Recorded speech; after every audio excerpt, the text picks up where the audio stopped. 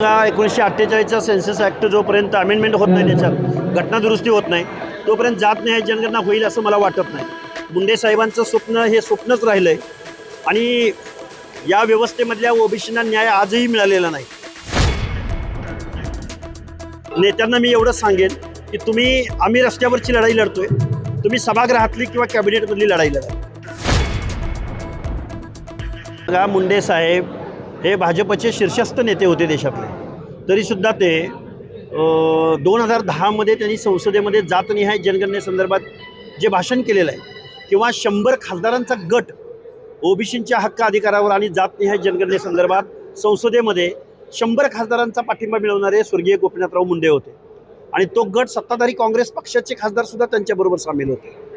त्यामुळं दिल्लीमध्ये ओबीसींची जातनिहाय जनगणना झाली पाहिजे या प्रश्नासंदर्भात गोपीनाथराव मुंडे साहेबांनी रान उठवलेलं होतं.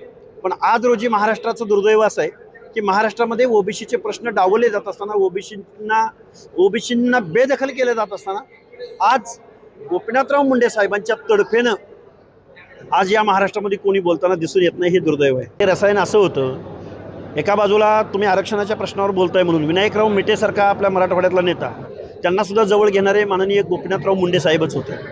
शेतकऱ्यांच्या प्रश्नावर काम करणारे राजू शेट्टे असतील, सदाभाऊ खोत असतील किंवा पाशा पटेल असतील, त्यांनाही जवळ घेऊन सोशल इंजिनिअरिंग करणारे किंवा महादेव जानकर असतील किंवा रामदासजी आठवले असतील, या इथल्या वर्षानुवर्ष पिढ्यानपिढ्या सत्तेमध्ये असणाऱ्या प्रस्थापितांच्या सत्तेला हादरा दिला तो लोकनेते गोपीनाथराव मुंडे साहेबांनी.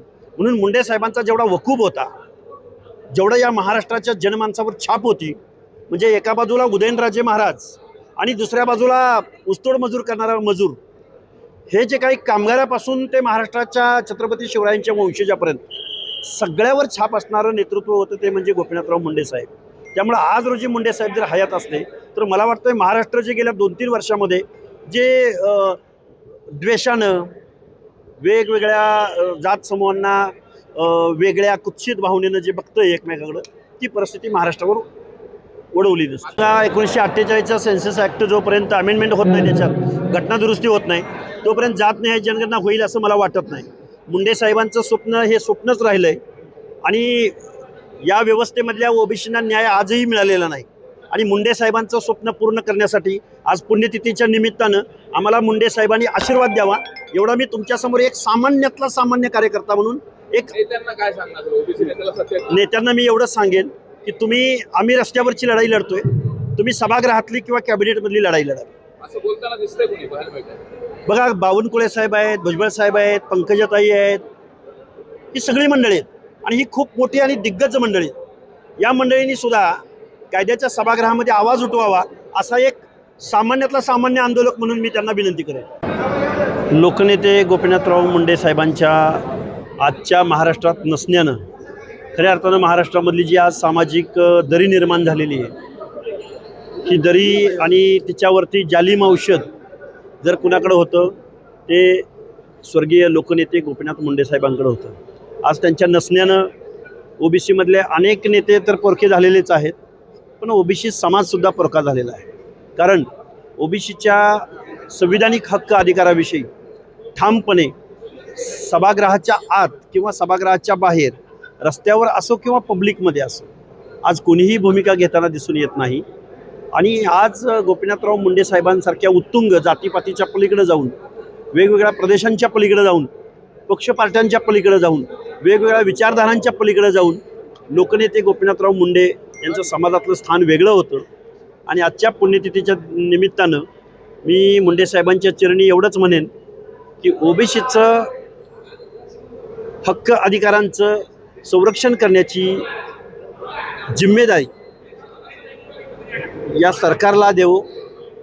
गोपीनाथराव मुंडे साहेबांच्या चरणी मी प्रार्थना व्यक्त करतो आणि या सरकारनं ओबीसीचं सुद्धा काय म्हणणं आहे हे ऐकून घ्यावं. बघा, मुंडे साहेब हे भाजपचे शीर्षस्थ नेते होते देशातले, तरीसुद्धा ते 2010मध्ये त्यांनी संसदेमध्ये जातनिहाय जनगणनेसंदर्भात जे भाषण केलेलं आहे किंवा 100 खासदारांचा गट ओबीसींच्या हक्क अधिकारावर आणि जातनिहाय जनगणनेसंदर्भात संसदेमध्ये 100 खासदारांचा पाठिंबा मिळवणारे स्वर्गीय गोपीनाथराव मुंडे होते आणि तो गट सत्ताधारी काँग्रेस पक्षाचे खासदारसुद्धा त्यांच्याबरोबर सामील होते.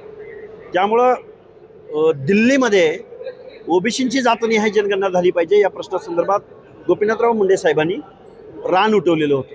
पण आज रोजी महाराष्ट्राचं दुर्दैव असं आहे की महाराष्ट्रामध्ये ओबीसीचे प्रश्न डावलले जात असताना ओबीसींना बेदखल केलं जात असताना आज गोपीनाथराव मुंडे साहेबांच्या तडफेनं आज या महाराष्ट्रामध्ये कोणी बोलताना दिसून येत नाही. हे दुर्दैव आहे. हे रसायन असं होतं, एका बाजूला तुम्ही आरक्षणाच्या प्रश्नावर बोलताय म्हणून विनायकराव मेटेसारखा आपल्या मराठवाड्यातला नेता, त्यांनासुद्धा जवळ घेणारे माननीय गोपीनाथराव मुंडे साहेबच होते. शेतकऱ्यांच्या प्रश्नावर काम करणारे राजू शेट्टे असतील, सदाभाऊ खोत असतील किंवा पाशा पटेल असतील, त्यांनाही जवळ घेऊन सोशल इंजिनिअरिंग करणारे किंवा महादेव जानकर असतील किंवा रामदासजी आठवले असतील, या इथल्या वर्षानुवर्ष पिढ्यानपिढ्या सत्तेमध्ये असणाऱ्या प्रस्थापितांच्या सत्तेला हादरा दिला तो लोकनेते गोपीनाथराव मुंडे साहेबांनी. म्हणून मुंडे साहेबांचा जेवढा वकूब होता, जेवढा या महाराष्ट्राच्या जनमानसावर छाप होती, म्हणजे एका बाजूला उदयनराजे महाराज आणि दुसऱ्या बाजूला ऊसतोड मजूर करणारा मजूर, हे जे काही कामगारापासून ते महाराष्ट्राच्या छत्रपती शिवरायांच्या वंशजापर्यंत सगळ्यावर छाप असणारं नेतृत्व होतं ते म्हणजे गोपीनाथराव मुंडे साहेब. त्यामुळे आज रोजी मुंडे साहेब जर हयात असले तर मला वाटतं महाराष्ट्र जे गेल्या 2-3 वर्षामध्ये जे द्वेषानं वेगवेगळ्या जात समूहांना वेगळ्या कुत्सित भावनेनं जे बघतोय एकमेकाकडं, ती परिस्थिती महाराष्ट्रावर ओढवली दिसते. 1948चा सेन्सस ॲक्ट जोपर्यंत अमेंडमेंट होत नाही, त्याच्यात घटनादुरुस्ती होत नाही, तोपर्यंत जातनिहाय जनगणना होईल असं मला वाटत नाही.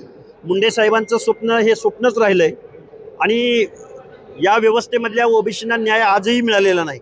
आणि मुंडे साहेबांचं स्वप्न पूर्ण करण्यासाठी आज पुण्यतिथीच्या निमित्तानं आम्हाला मुंडे साहेबांनी आशीर्वाद द्यावा, एवढा मी तुमच्यासमोर एक सामान्यातला सामान्य कार्यकर्ता म्हणून एक नेत्यांना काय सांगणार ओबीसी नेत्याला सत्तेत? नेत्यांना मी एवढंच सांगेन की आम्ही रस्त्यावरची लढाई लढतोय, तुम्ही सभागृहातली किंवा कॅबिनेटमधली लढाई लढा. असं बोलताना दिसतंय कोणी पाहायला मिळतंय?